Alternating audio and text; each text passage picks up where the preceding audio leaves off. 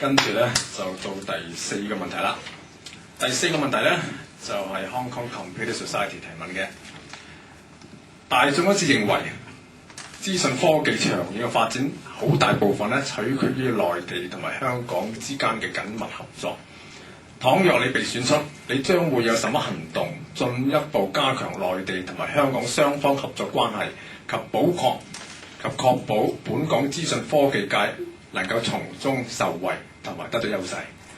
咁啊頭先咧就係阿 Samson 答先，咁所以咧今次咧就係阿 Charles 答先啦。好，大家都知道啦，新嘅一輪 CEPA 5第5輪嘅補充協議入邊咧，都已經推出一個所謂廣東先行嘅做法，喺某啲行業開始推行。咁其實咧，我覺得呢一個係對於我哋好多嘅業界咧，可能係一個可以參考，亦都係而家既然已經開始行咧，係可以去做嘅一個方向。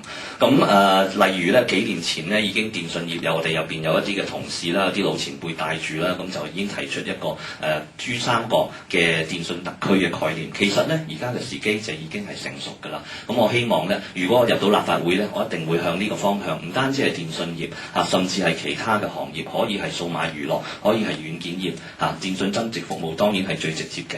咁呢啲咧都會係我哋一定會努力爭取嘅項目。我亦都有信心咧，根據我以前同政府、香港嘅政府同埋內地一啲各部門嘅政府嘅合作嘅經驗咧，我係有方法，我係有能力可以協助大家係做到呢一個目的嘅。多謝。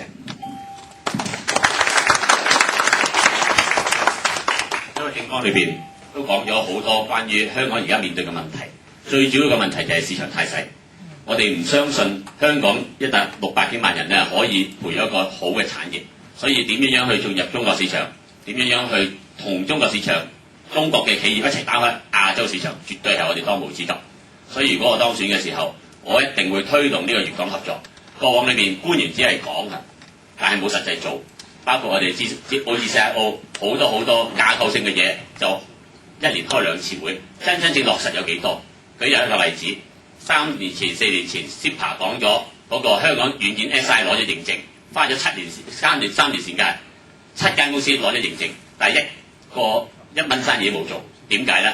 因為佢哋只係搞通咗啲關，搞通咗嗰個架構，真正有冇攞到單，有冇得益呢？官員基本上唔理，因為呢個係市場主導。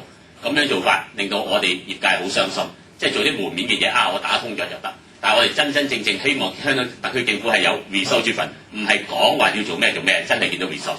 過往4年我睇唔到有啲咩 result 係令到香港同國內可以更加融合。我相信我哋大家唔可以再等，我哋真係希望見到一啲 result。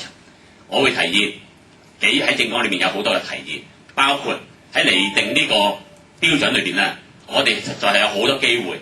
我哋香港嘅大學同國內嘅大學點樣釐定標準，做好呢個產業？我點樣用香港創業嘅人可以打開呢個廣東省嘅市場？點樣用香港專業人士同佢哋專業互認？呢啲係要做嘅，唔係講嘅。